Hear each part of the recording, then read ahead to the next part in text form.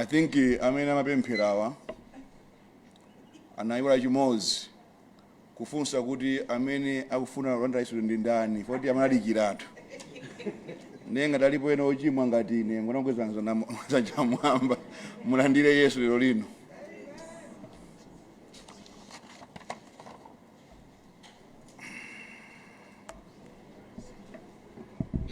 Ena anaika zinthawa popo maybe ena anaika zinthawa popo bwese pano pamene apena zinthawazo na MBC my journalists they put their mics there.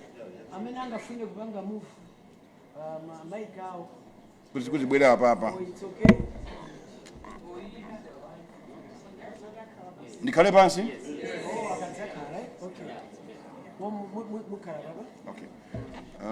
All right. Is that okay? Okay, then the laptop. You come. But it's okay.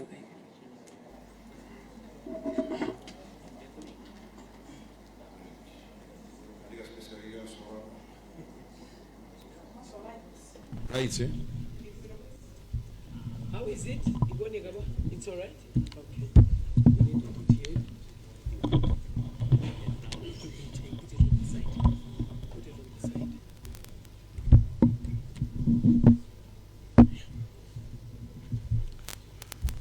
Olemekezeka Richard Minopanda amene ali Secretary General Malawi Congress Party komanso Jessica Bwira amene ali Publicity Secretary ya Malawi Congress Party, asogole onse mamembers aku NEC muli pano, ndaona ambirimbiri muli pano alikazipatike komanso akudowa onzathu akudowa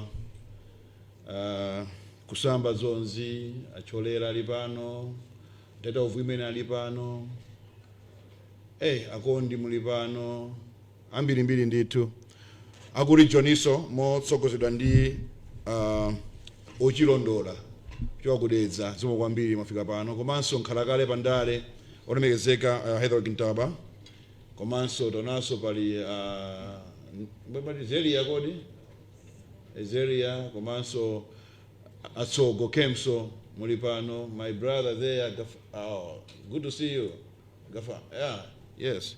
Hene Mumba, my cousin, good to see you here, and everybody else from Malawi Congress. Tonaso Avera Kantukule, former ministers, Kumbize, Ndenoterowo, Maulemwanu, ndithu komanso nonse members from the press, Mafika Panopa, Landirani, Ulemu. Good afternoon. Fellow citizens, especially our brothers and sisters from Malawi Congress Party, I want to tell you one thing before I begin my statement. We got this.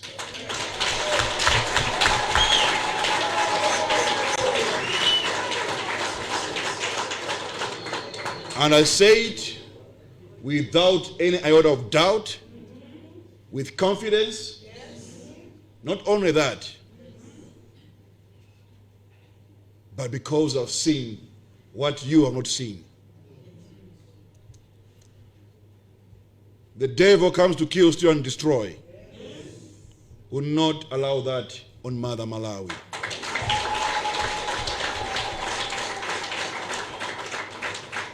I address you on behalf of Malawi Congress Party, and more especially on behalf of our presidential candidate, His Excellency, Dr. Lazarus McCarthy Chakwera.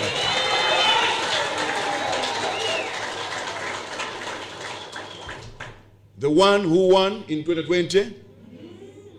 No. 2014, he won. Yes. He was robbed of victory. Yes. 2019, he won. He was robbed of victory. Yes. But God did not allow it. Yes. 2020, he got what belonged to him. Yes. And that will not be taken away from him. That's why I can confidently say, we got this. On September 16, Malawians went to the polls. You voted in peace, and more especially with purpose, to choose your leaders.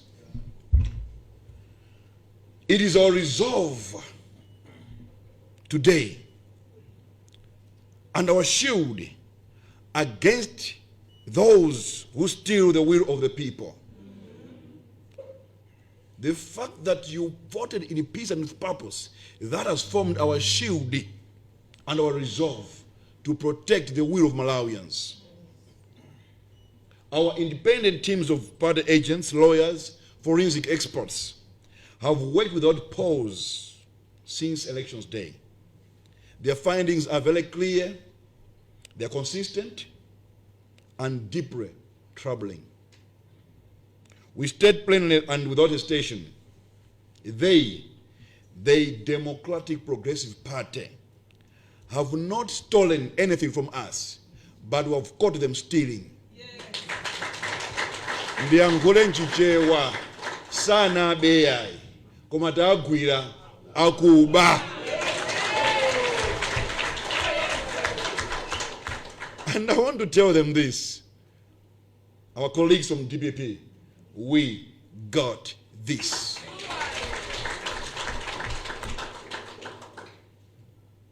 To those that try to steal their way to victory, know that we know that you know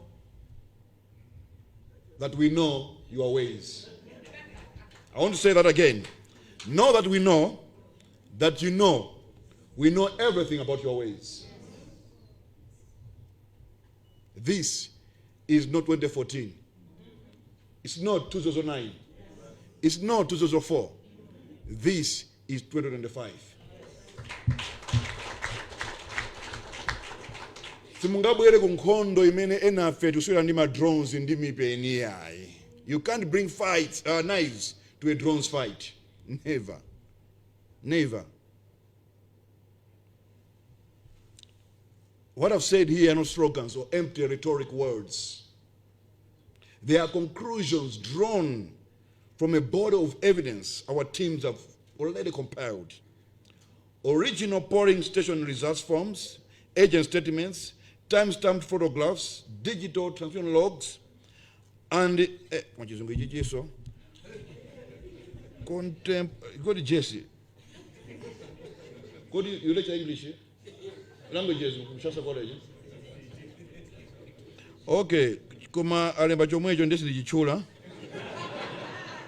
A good contemporaneous notes. I'm an engineer speaking figures and drawings, so please understand me. All right. And contemporaneous notes. ISG mundirembere pa WhatsApp nchisunga ichi chiroweze. I must go to the computer mulibano antaba. You know this, I believe. Okay, and from their notes, from accredited observers and party agents, the pattern is logical and traceable. Raw results recorded at polling centers do not match figures later announced at tally centers. Pa polling center lemba zina, tally center yapa kusiwese zina, zimene zikupita ku make. Null and void notes, ballots are concentrated in MCP strongholds at rates far above possible error. And the critical stages of result transmissions were accompanied by coordinated operational failures, especially in the central region. Key factual points that demand we would like to inform Malawians and more especially our members are as follows. I think it was good using this laptop of yours than Kuzolembazi. Is in Zano SG. In a laptop, I think this is better. Thank you, Jess, for this. On 18 September 2005, a case, as an example, emerged in Intakataka constituency in Deza. Can you display it for us? Ada, just to move a bit. Now, I will just come here. Can you zoom?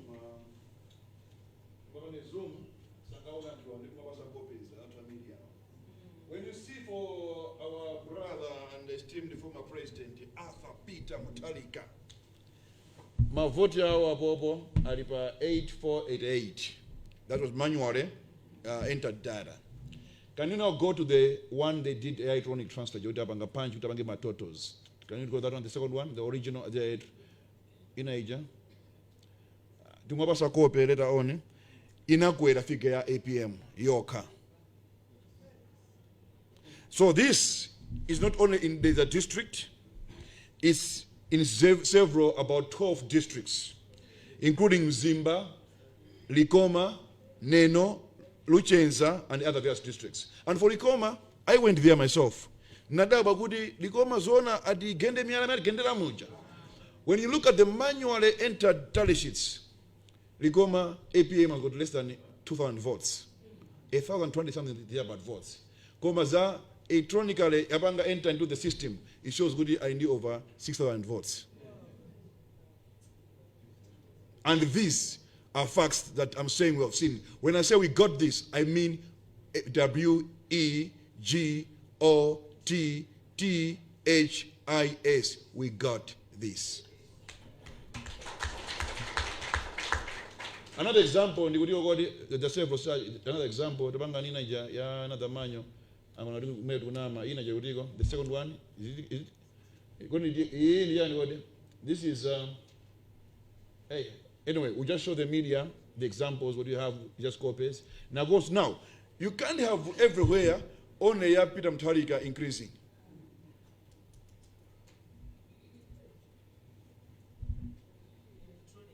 Electronic. Now, that's one aspect. And as I speak to you this afternoon, we have already lodged a complaint with MEC yesterday, last night, on this one, before 10 o'clock, we had already lodged a complaint with MEC and assigned it up on a stamp.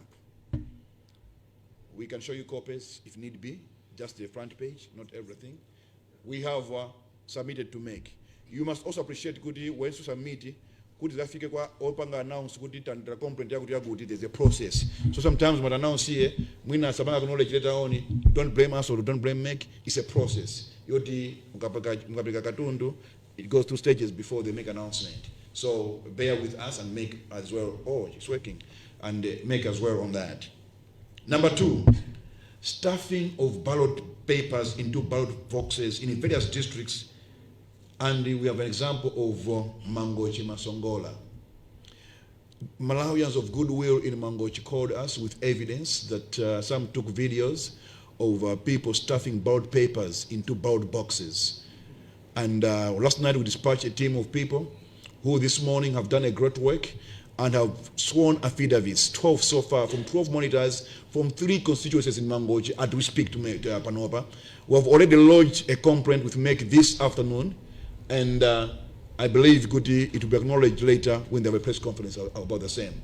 And we're still comparing the same sworn affidavits from various monitors and members of goodwill, even the presiding officers who have said no, their conscience is very clear. They don't want to be under the spirit of mammon that loves money. They said, no, we can't do this. We have to speak the truth. Some are coming from Blantyre and others elsewhere with the same evidence, which we submit to MEC maybe tomorrow. But it's easy to come as Bentabanga submit the 2 examples I've given so far. Direct, on this one, you see, and that to what Togozi and that to what DPP, they were very smart on this one. They had a good game plan, including from propaganda, media, well planned. Let's give credit where it's due, but we don't know. We got this. We got this. They are well planned and they are well organized scheme, and their plan was very good, but in an evil way. So we give them credit. They are very good at it, planning nicely to do evil and bad things to Malawians, and for that we give them a credit for that. The ones that planned this scheme of stuffing ballot papers into ballot boxes, they were clever. They knew that at the end of the day, Malawi's party will go for physical auditing of ballot papers. Now, anapanga to plan B, ngati we go that route, tikapeze mozo mbili nkati moja. That's why kuchoro pesa kuti voter 181 koma mavota IPM 207,000. Ndio kuti azibanga staff mutimo mene moja. Now, kulapto pia ni Jesse chatima suka. I didn't know kuti uchotoko eroti basi chima pango jen. Kama party lemwina. Kupang. Oh, yeah. It's okay. Sijanga paper net. Now, they had a plan B. Once we go for physical auditing, we find the about papers in the about boxes. That's why we have written when doing physical auditing, don't just count, but let it be a physical auditing. For the law says physical what? Auditing, not recounting. Physical auditing. Checking about paper in the original, the NED, against what was plucked from the about papers in the booklet.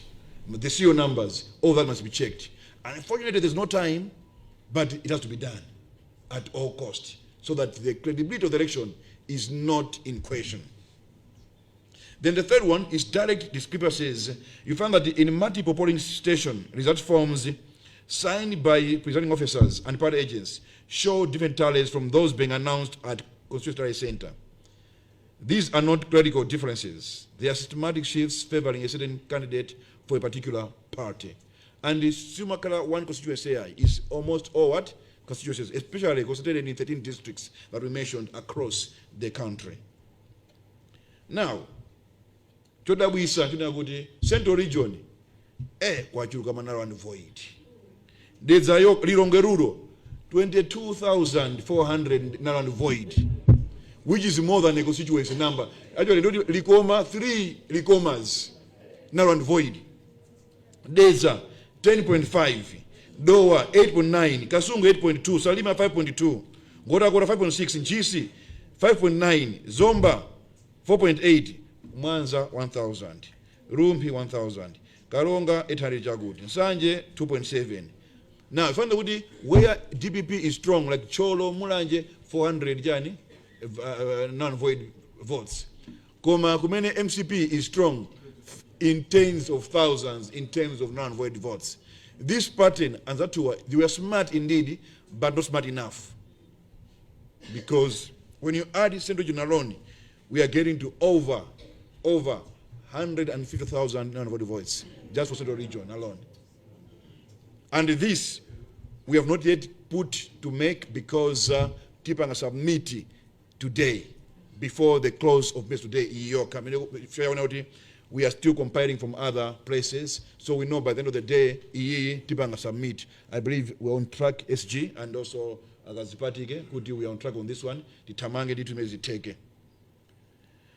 Then again, we've got a chain of custody concerns. In several instances, our agents were denied full access to tally materials, or were obstructed when attempting to verify constituency-level documents.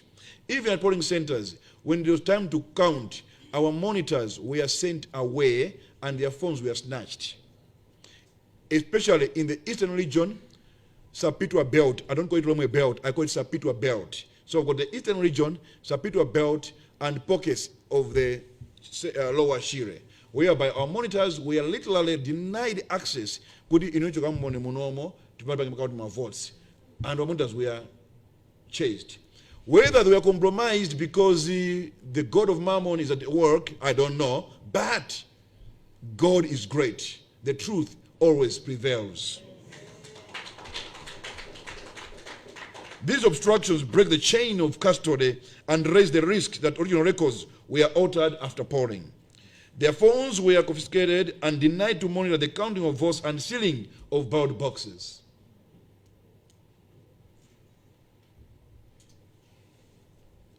Because these are factual evidence-based findings, and because of democracy demands, and because democracy demands transparency, the Malawi Congress Party has taken the above complaints to Malawi Electoral Commission, and we're compiling more evidence on the same, except for one, Ndagambakaria narrow and void votes in Central Region, which is suspicious. We are trying to check. It has never happened before. It's a new way from TPEX to narrow and void. I might have DBB. They are good at that. They've done a good job, but no, we got them. Now, we kindly request, and we kindly and politely request Malawi Electoral Commission to look into our complaints in a transparent but expeditious manner, because time is not on our side. We will also appreciate if MEC can publish every constituency level result form and explain any discrepancy between polling center figures and later tallies. To what empire make as many as easy. Our SG will be writing them on this request because Tangopanga ma comprehensive and we have written what we want, but again, we want them to go beyond that to have put under kind of credibility, a kind of trust in the electoral process. So we're saying, Goody, we are asking, or we will appreciate if they can publish publicly the constituency result form and explain any discrepancy between that. You see, what's happening is what we discovered, as explained earlier, when, like in my constituency, where I come from, Zimba Central constituency, by the way, I'm the only running mate who has won a primary seat. Say congratulations, guy. Sanarengezi ameketi koma no zapa ground jabe. Now running mate na primary seat akawin play by national level. No, not possible. Now, what's happening with it? For the sake of our friends to understand, when it transferring the upper manually transmitted computed tally sheet into the EMD, where's the good vote ipe maja arani? Now this one is a software that is being used across the country. In no way only 1 or 2 or 3 or 5 or 16 or 20 can be compromised. It means every EMD machine was compromised in that area, in that aspect. Now, if that is compromised, what about the total tallying system? So one would make a pange check the summation, because like in my constituency I've got 50 polling centers. So they were adding manually. They were adding using the machine. Then we believe that's where now the trick was played. Now, if they're able to penetrate that and fit that, what about it? So we trust MEC, we trust everybody. We're not speculating anything, and we believe in MEC and respect MEC a lot. How summation yama results from polling centers, the formula because in the engineer tunapanga summation using Excel sheet. He knows how we do summation, field quantity and cast quantity. Sometimes use AutoCAD to computing. You use what? You use Excel. The summation they put some figures to increase volumes. So we're saying, to pay. Now, the worrying part, Dodi, is only consistent with one candidate. That then, only a blind cannot see who's behind this. Only a blind man cannot see what? Who's behind this kind of problem. So we're saying, no. We call upon MEC to protect all physical and digital election materials to preserve the chain of custody pending investigation and any necessary judicial action. Because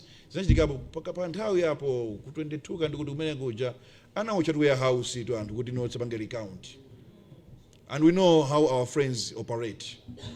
We don't want that. So we are calling upon MEC to work with, we are polite and kind calling upon MEC to work with our security agents. But the ballot papers, ballot boxes are secured.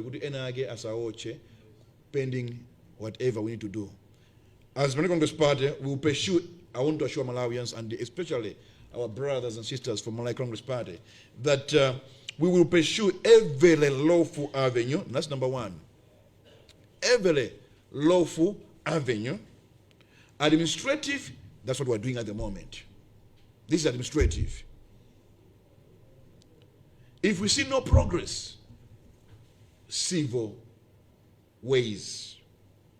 And we appropriate criminal avenues to ensure accountability for those who are tempted to subvert the vote. Again, I say this, we got this. I want to say this once again. I want Malawians to know they did it in 1999. They did it in 2004.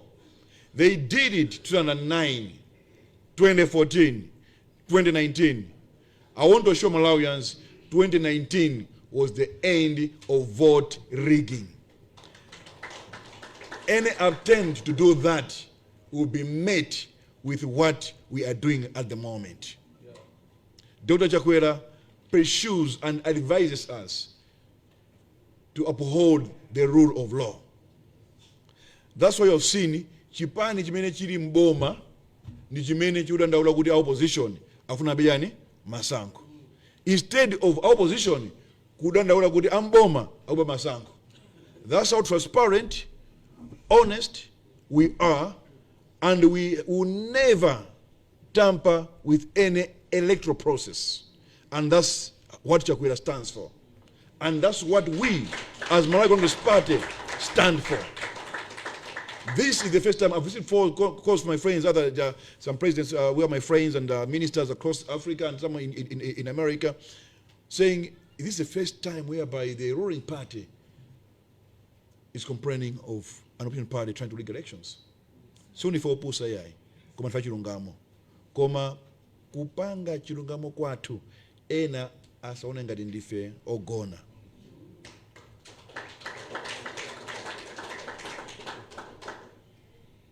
Our institutions, our observers, and our civic resolve are stronger. We will not be intimidated by manipulation, sabotage, deception, because I've seen a lot of people, even upright men, have been deceived. No propaganda.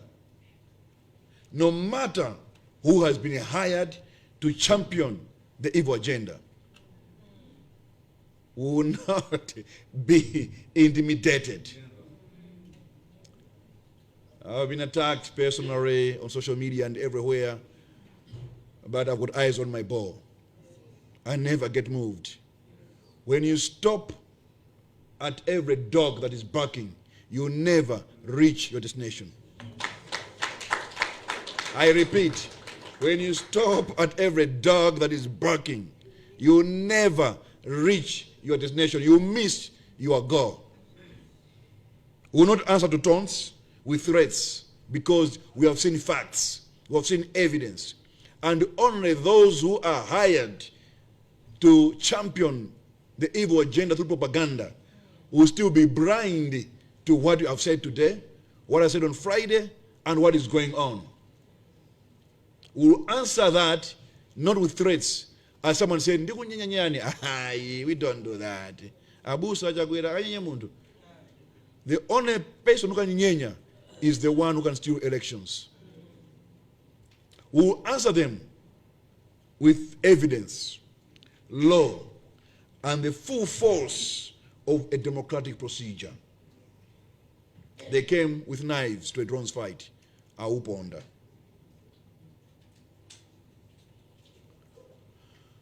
Lastly, but not least, a lighter one. A lighter one. Maybe before I got there. On Friday, when I was called to come back from Zuzu to Lilongwe, the police and other people told me that there are people following you. For 3 days, my movements in Zuzu. From home, Tole Center, we are holding meetings. And when we left coming this side, they followed us. We stopped at Jenda, but stopped over by Vietnam to just buy a few things. We saw the cows were stopping somewhere. My security people with the bodyguard said, can we apprehend them? Children are few. Children are very few. So at the road broke, we told the police, come on to you. And they're not smart and clever. If you're following someone every day, you change the car. But they think we are so dumb, and so they were apprehended and then custody. And the more details come later. We are not moved and intimidated. If you have one right way, why follow people? Why issue threats? Why propaganda? And by the way, in terms of propaganda, we cannot sustain propaganda based on a lie. It has an expiry date. The only two people that succeeded to do that, the Goebbels, Adolf Hitler, and again my good friend Komiko Ali, Iraqi, we are bombing Americans, and people are believing that indeed. But with DPP, I don't see a comical ally with DPP. I don't see any who can attempt to be a comical ally or Goebbels to certain propaganda. It has expired, and most of them is expiring. Malawians, open your eyes and see the truth that we're trying to put across.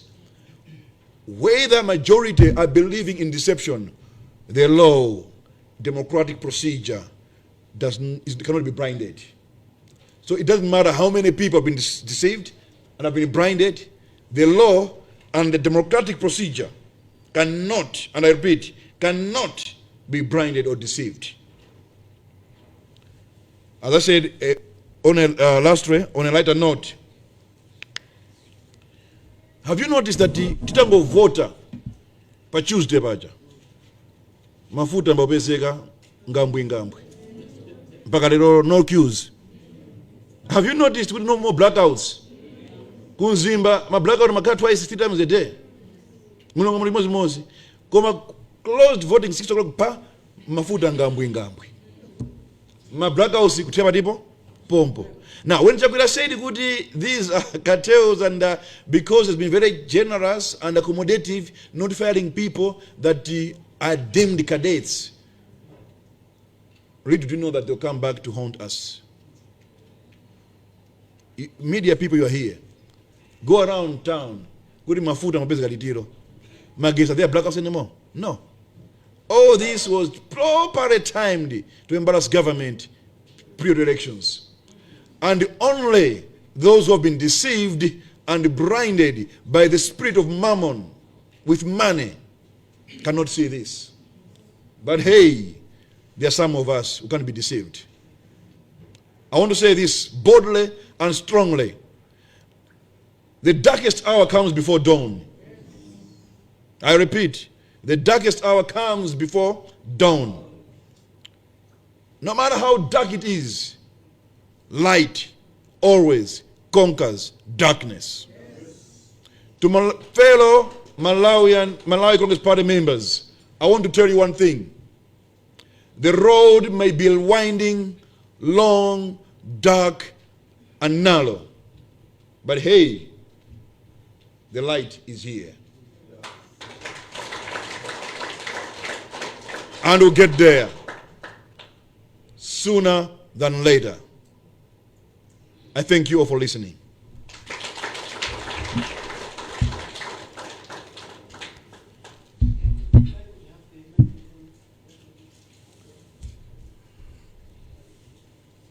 Maybe you see on that one. Is it on?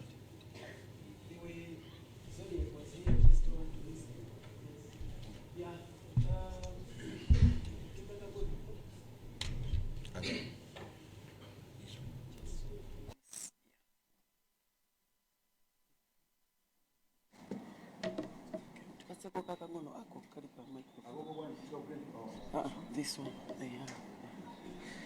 Zikomo kwambiri. Tathokoza running mate. It's off. Okay, I thought I had.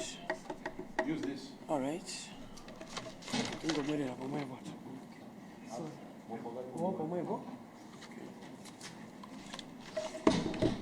Zikomo kwambiri running mate. Naona kuti chifukwa chakufunikira kwa izi kwa nkhani ya lero ndingo mwasanga kuyika mchichewa.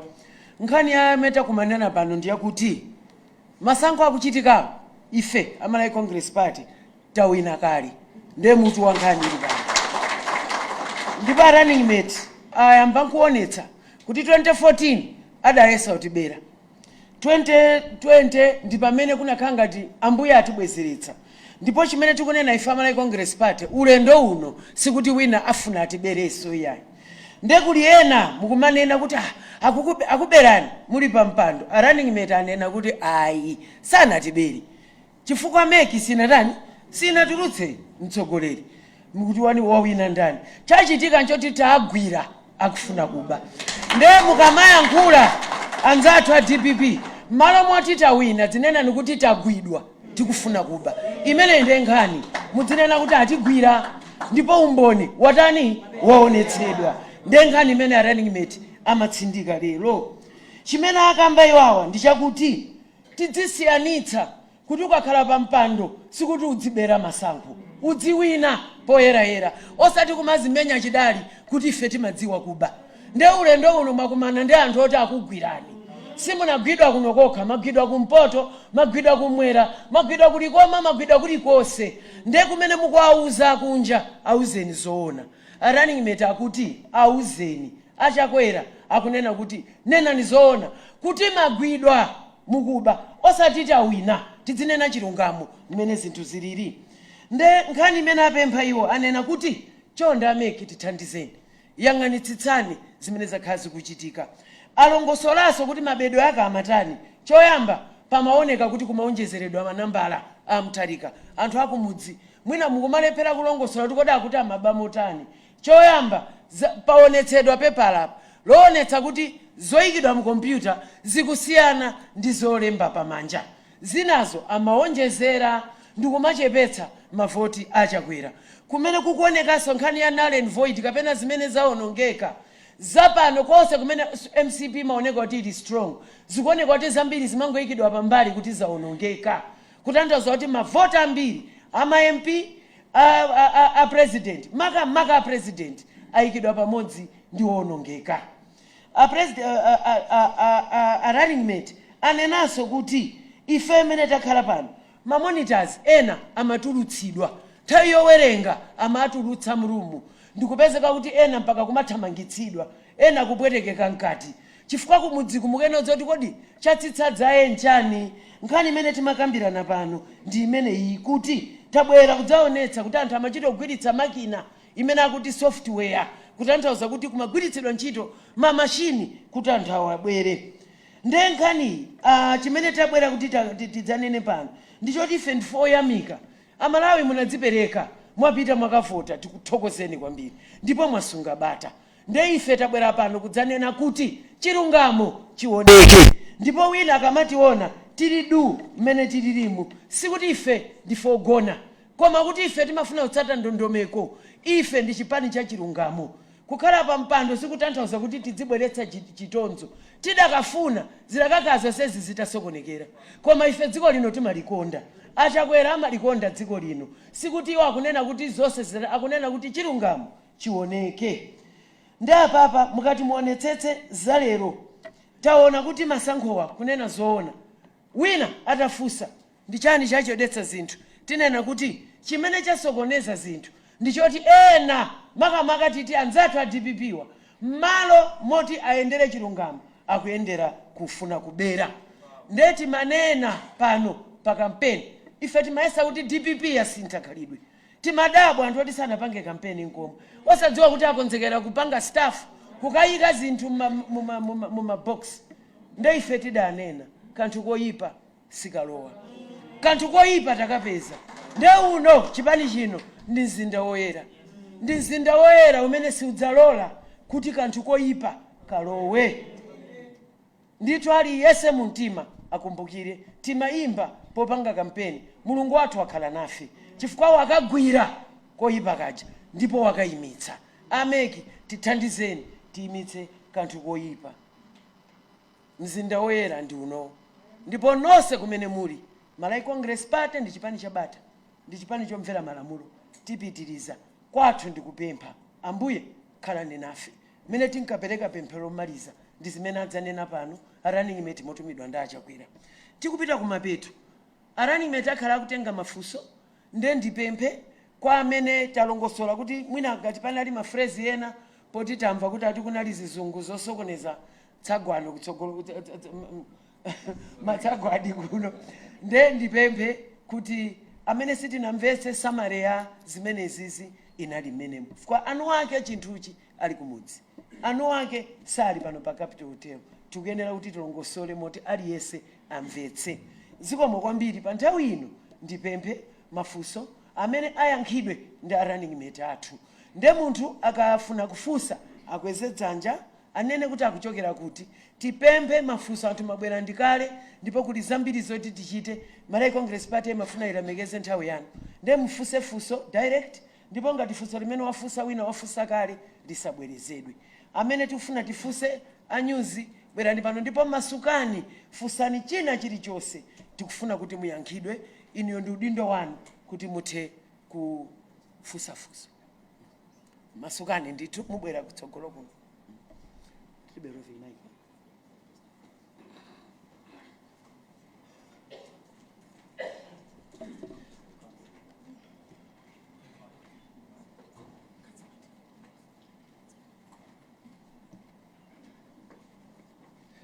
Zikomo kwambiri. Ine ndi John Pokaini kuchokera ku Zodiac.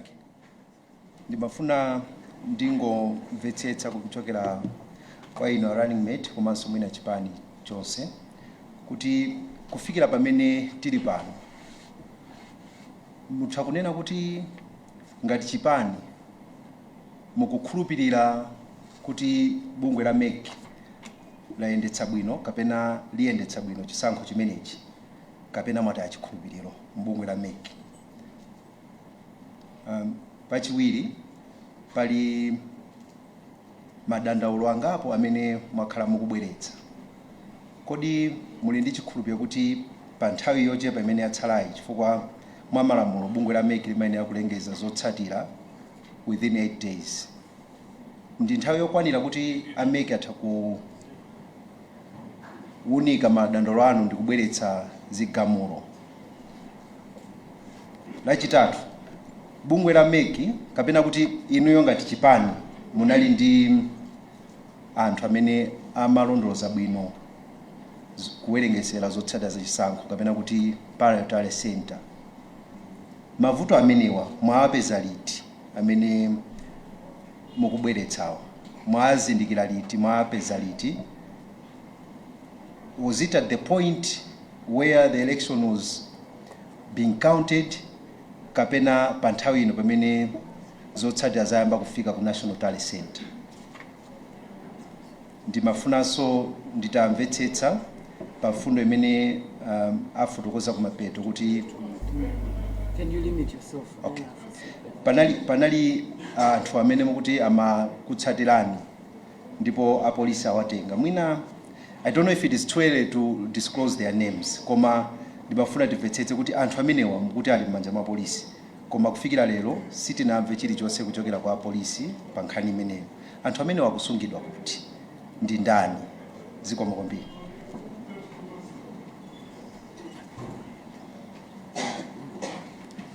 We'll take the first three. John, limit your questions to 2 at least. All right. Dzina langa ndine Messi Matonga kuchoka ku Times. Ine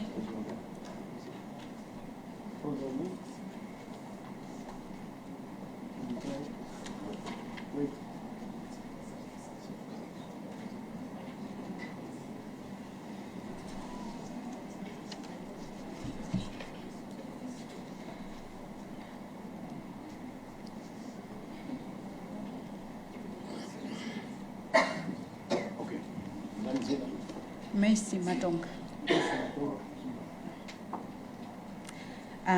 Bakulankhula kwano munayankhulako kuti mavoti kapena zotsatira zimene zikumaoneka kuchoka ku chipani cha DPP zikumaonetsa kuti zomwe zalembedwa papepala ndi zimene zikumakatuluka chinthu chija chikapangidwa print zikumaoneka kuti zikusiyana, zikumaoneka kuti za apita mutharika zachuluka kuposera zimene zinalembedwa. Ndikukhulupirira kuti ndinamva bwino. System imene kugwiritsidwa ntchito pano popanga transmit ma results kapena kuprinta zotsatira zimene imati systematic inavomerezedwa ndipo inaunikidwa, ndipo pakhala zochuluka zoyankhulidwa kuphatiza kuti kunali ku court kuti anthu akapange audit system imeneyi, ndipo nkhani imeneyi inathetsedwa. Ndinene pano kuti inu ya MCP simukukhulupirira ndondomeko ya systematic imene nthawi yonse yakhala kuti ndiyovomerezeka kuti igwiritsidwe ntchito kuyendetsa chisankho cha chaka chino. Zikomo kwambiri.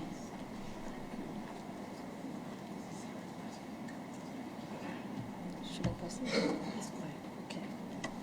Ndine Ruthi. Okay.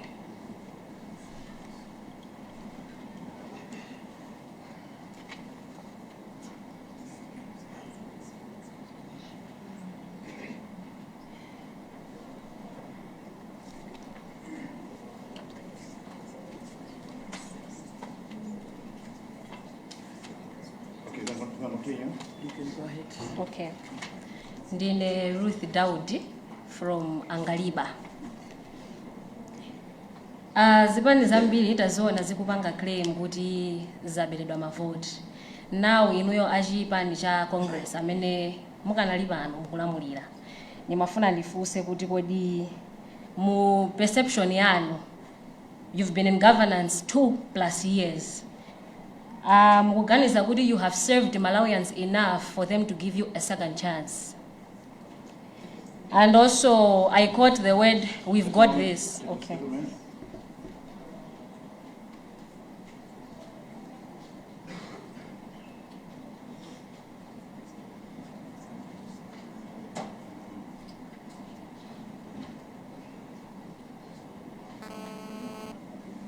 All right, second year, we got this.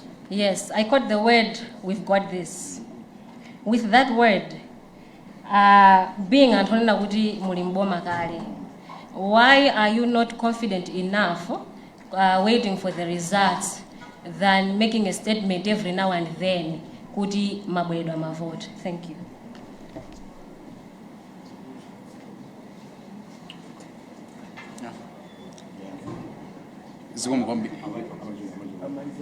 Okay.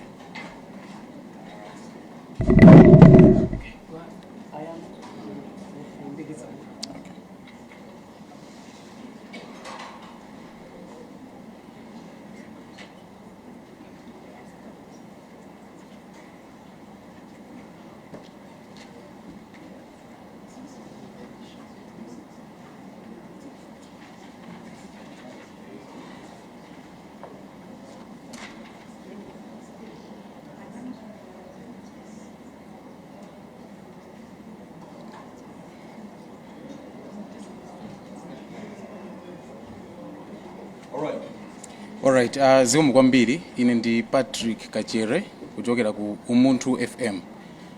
Nthawi ino ndi nthawi yovuta kwambiri imene mitima ya anthu ili mwamba. Mufotokoza kwanu mwafotokozapo kuti madera ena mwaberedwa. Koma bungwe la MEC ngati nalitsata bwino lakhali kumalengeza kuti akwakuti malipoti osimikizika ayenda motere.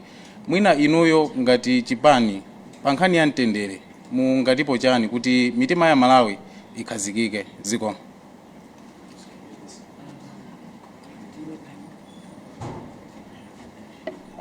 Pantha ino tapatsa running mate mwayi woti ayankheko chifazi yamba lowana akachoka ameneko will give you a chance aliyesa afunsa ndithu then mwina akuyankha you can take your seats then you come in the order ene mutiri zikomo. All right. Should I come there? All right.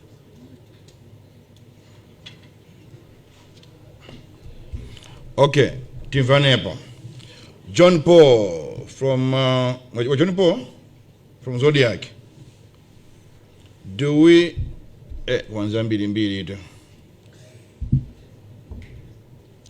do we trust that we can run the electoral process fairly?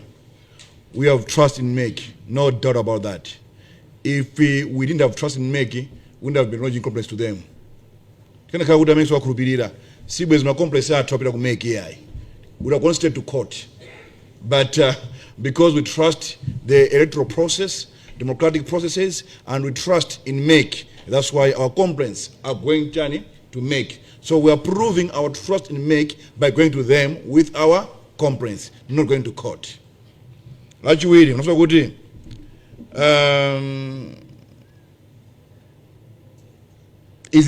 there enough time? Good day, Abange look into our complaints. Yes, there's more time. 8 days is enough time. And even if we brought this on the 7th day, they have got capacity to look into our complaints. So we have confidence with our Abanga Banj. And remember, Ameki got several options. Several options. Do not be misled by propaganda.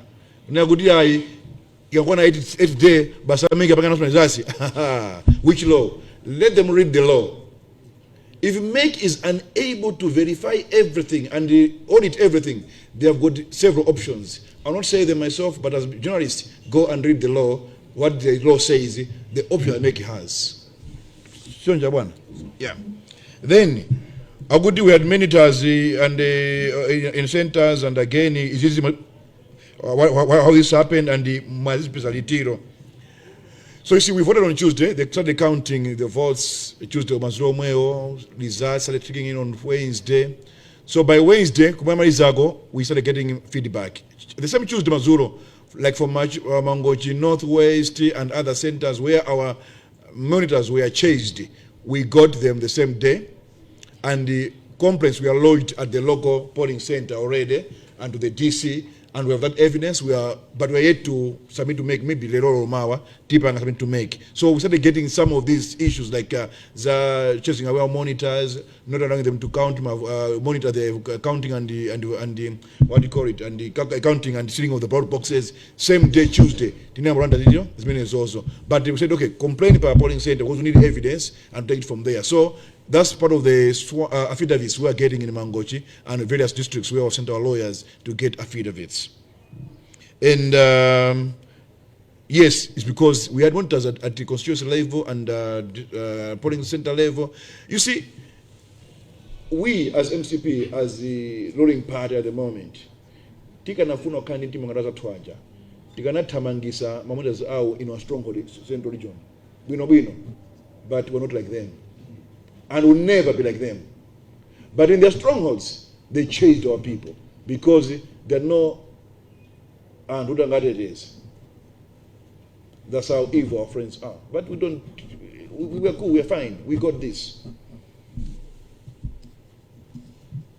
We don't have to follow. They were following me. Banji, don't worry. The things that are being unearthed will come out in the open soon. But the law is being followed to the letter. And I'm not intimidated. I don't ever be intimidated. As I always say, Fia and me are twin brothers, and I'm the eldest. My sister, Mese Matonga, Adibanji Gordon. My good brother, one person morning. That's a lighter moment. Amafusa messages additional votes. Pajani pa smart. What smartmatic? Majani. Chimani voters when smartmatic. You see, Nena Gudi and Zatwaja, they're very smart in doing evil. They plan very well. I wish their plans were directed towards positive stuff, not negativity. We have discovered them going to court complaining about Smartmatic was a decoy. It was a decoy. Us fighting them in court, or not us, people fighting them in court while they are busy planning evil and scheming. So it was, they are good. They are very good on that one. They are very good on that one. But they are good in doing bad things, not positive stuff.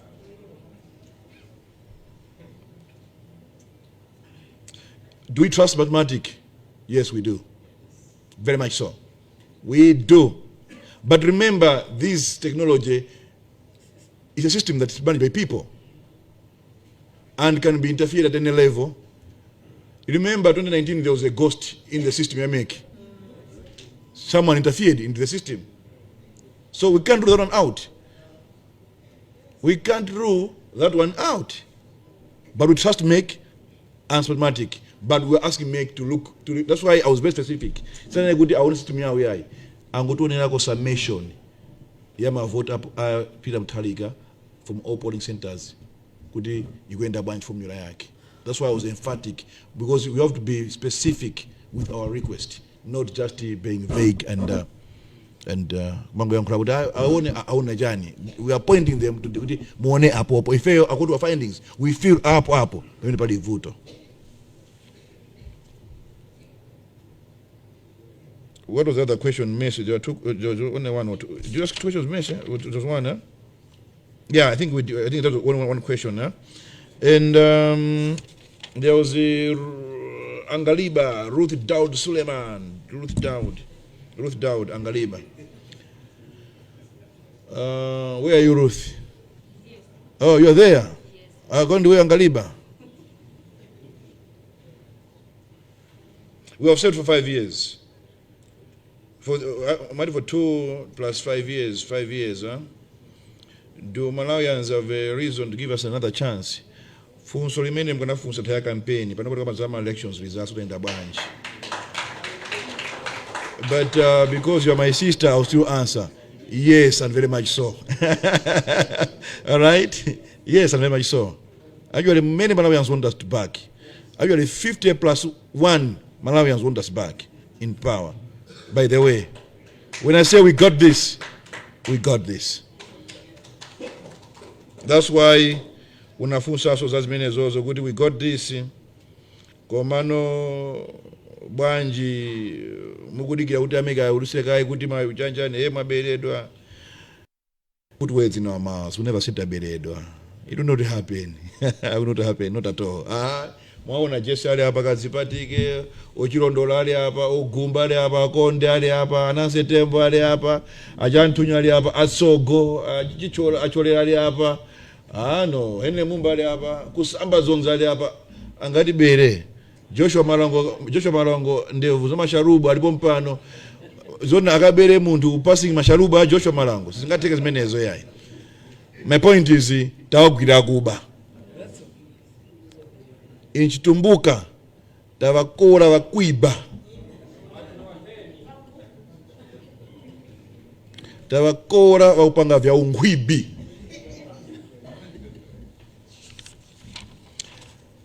Then, finally, naso,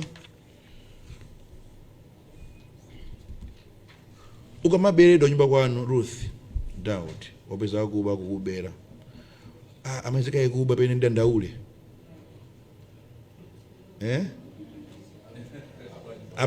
amezeka abeka ye akundibera ine tawagwira gwi uyo tawagwira. Patrick ndani from Umuntu FM ndani pale nda Kachere on the way. Perfect. Friday, when I had a press conference, my message was calling Malawians to become unpeaceful and remain peaceful. Zomwe banga hota DPP ublanta ubanga my demo nja andraiki. They thought they were saying that for long. They can't. They can't. If it was, I mean, banga means they fail. But to the people, go to headquarters, you see a lot of youths from all over. They're staying there at the moment. We are an SG, we are.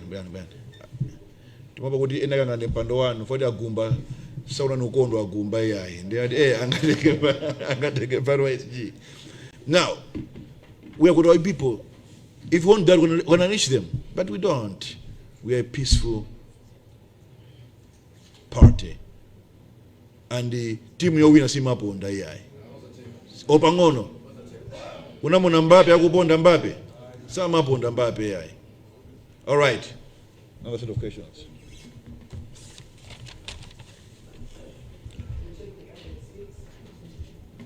Mina afuna akantu aga. I mean, omaliza, but that's it, yeah.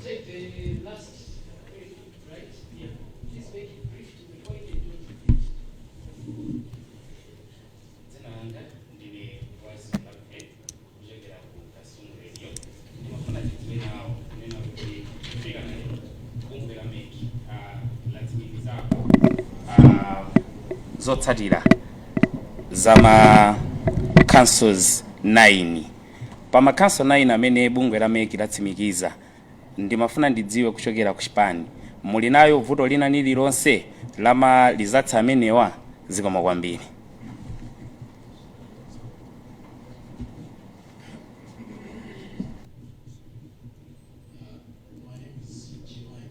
Just a moment.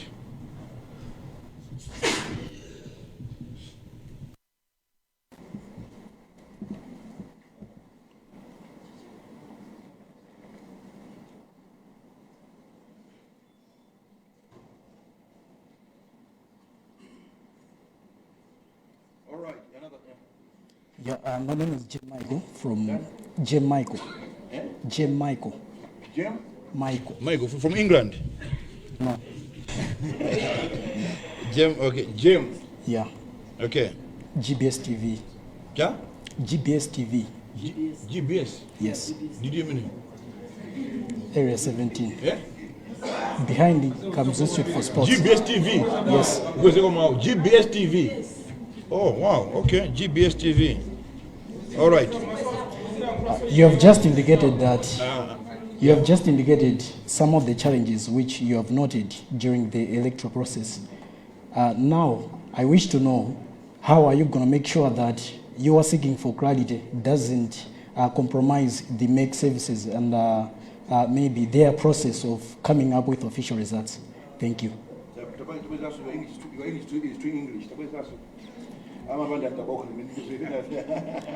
How? From the challenges which you have noted, I wish to know, how are you going to make sure that you are seeking for justice and clarity does not compromise the Malawi Electoral Commission services and seeking, coming up with official results?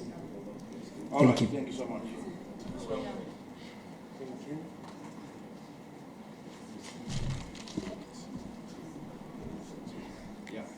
Karo Kajiwanda, Linga FM Radio. Linga FM? Yes. Area 14? Yes. Karo Kajiwanda. Just a moment.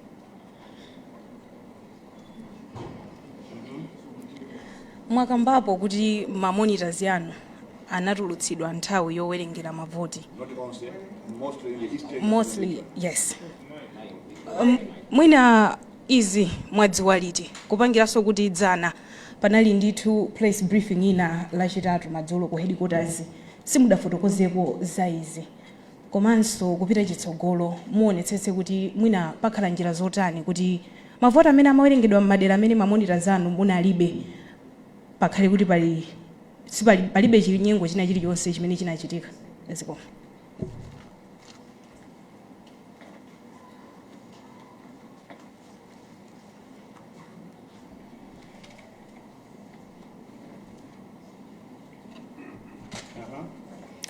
Ine ndi Luse Kadzongwe kuchokera ku Mibawa Television.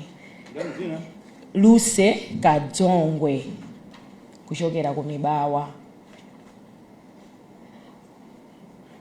Pamene mukudikira kuti MEC mwina liyankhe madandaulo amene mwakapereka, anthu anu funso lina funsaso Madamu Kabwira, anthu anu mukwakonzekeretsa motani kuti chotsatira china chilichonse chimene chingabwere athe kuchilandira? Zikomo.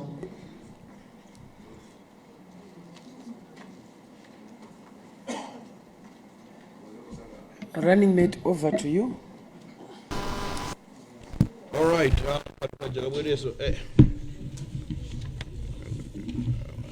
Rilolo ndaphunzirapo kuti kuli GBS TV. Alinga ndikuidziwa ya Alex Major. Idziwa. Tono just a minute. Kuna ndi drop Kenneth. Drop Kenneth the first one, then Katata. Okay, fine. All right, thank you so much for the questions. I think that's the last set of questions. Why so napken aku Kasungu Radio? Mnafunsa kuti kodi ameke apangapa announces ama councils 9 inuyo mwindima issues lima yasamene o mukupemphani mundilole kuti pakali panopa ndisayanye fusolemene lolo popeza tikupanga follow administrative procedures ndi ameki ndi pempani ma journalist makamagalo waiso napkeni funso lako pepa sindiliyankha kaye pakali pano, but I think yankulibwera as we go along tomorrow or by Monday or by Tuesday. By close of the tomorrow, I think some things will have happened. One thing we want to make it clear is that we'll never antagonize MEC, never. Never, N-E-V-E-R, no matter what, we'll never antagonize them. That's why in my statement I said, we are following administrative procedures. Should we not get justice through that, we'll follow civil procedures. If push comes to shove, even criminal procedures. So, I think that's how I can answer that question. Kuti mundrole kapale panopa ndisayankhe kaye we are pursuing every administrative procedure, and some of the things zingazi yankhulika by media because they are sensitive in a way, and I don't want to be misinterpreted kuti I'm attacking Make or whatever and the like. Never attacking anyone. Michael, my friend from the Great Britain, Michael, GBS TV. Where are you, Jem? Are you Jem? All right, good to see you, my brother. I like your question. Thanks for that question. In our pursuit of justice and seeking clarity to our concerns, are we going to compromise Make?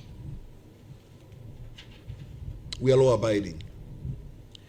We have the most worst evidence, more than atypics, in terms of the gravity of the irregularities of sin. Is more than typics. As I said, and Zatwaja atamangisa mamulas ao atu in their strongholds. In our strongholds, there's no incident of anyone being chased or beaten, not even one, because we are peace and law abiding. Peace loving and law abiding. Peace, love, and harmony. You know that song, huh? Joseph Hill Kacha. That's who we are. So, in our pursuit of justice and clarity, be assured, and be assured, we'll never antagonize Make or any other state institution. But we have trust in the process, and we believe justice will be granted. Karo Kachiwanda, when did you know about this? We said no repetitions. And on that one, I'm doing chase. Nanena Saudi, Tinazi was Romero Tuesday, Mazulo, and the comments were lodged to make. Nanena Joncho, they were lodged in Romero. But now, as a party, we are putting all those together. SG maybe to make all those stuff. We are correcting from various, so we don't want to go to make it. Hani most repeatedly everything to do that kind of particular Nkani. So we are getting from various statements from various people. Could you know Marino? This is what happened with our monitors, and this only happened in Eastern region and the Sapito Belt mostly. Then we Nandiluse Kadzongwe from Mibawa, a good and atu tiwakonzelekesa motani kuti malizasi akabwe butabwera kunolusi kachiwa akadzongwe tabwera kunolusi ndifuna fusoko usafuse ndi mantha ufuse bwino momveka veveve come this side lusi wadi unasira malire fusole menero. No one will debate you. Nobody from Congress party will debate you. Ask bwino peacefully. Mantendere. Tafusa bwino. Amva. Oh, fatenge Janet.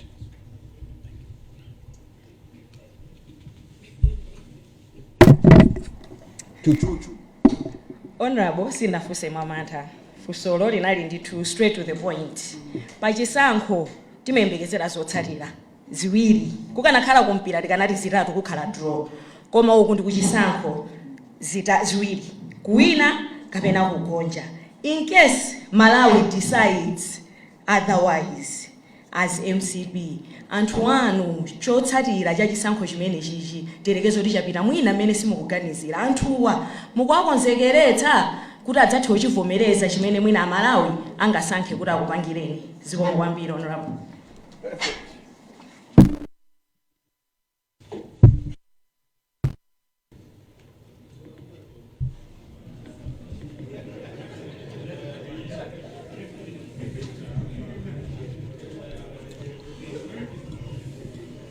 All right.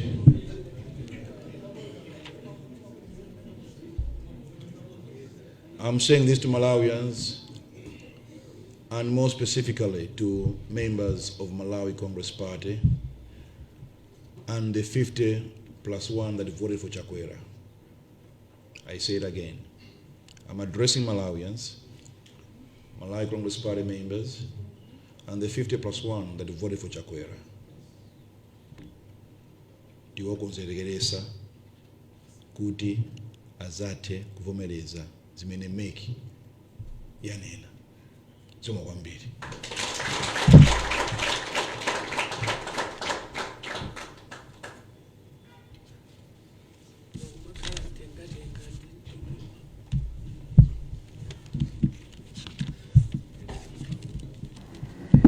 Tiyamike kwambiri apa ndi pamene pabwera pamapeto pake pa meeting yathu, msonkhano umene timabwera kudzatsindika kuti chisankhochi tawina, tungodikira meki ilengeze. Nde pa nthawi ino tifuna tipemphe amene anatitsogolera kuti tilandire pemphero tonse tigonje. Nde I think majananga ndimnatse ya mutitsekereko. Tiseke maso tiyamike. Zikomwe Yehova Mulungu okhulupirika, Mulungu okhala kumwamba, Yehova amene Yehova Mulungu munatilenga nitolinga. Tikukuthokozani Yehova Mulungu, mutatitana Yehova malo ano Yehova Mulungu. Inde Yehova Mulungu, inde pazonse Yehova Mulungu poga mose munga munali Yehova Mulungu munayikizira kuti Yehova Mulungu ikhalire. Mulungu kuti munali nafe Yehova Mulungu. Tikukuthokozani ndi kuyamikani, mulandire ulemu, mulandire matamando. Falire Yehova Mulungu muyankha mapemphero athu Yehova Mulungu. Mukwezeke mutamandike mu dzina lopambana la Yesu Khristu pemphera. Amen. Thank you. Apo ndipo pa mtsiriziro pa msonkhano wa olemba nkhani umene chipani cha Malawi Congress MCP chinakonza kuno ku Capital Hotel mu mzinda wa Lilongwe, ndipo pamene akuluakulu a chipanichi akutuluka tsopano mu chipinda muno, ifenso kuulutsa kwathu tilekeze pomwepa. Dzina langa ndine Dave Uma, pitirizani kutsatira wireless za MBC. Mwakoma nonse zikomo.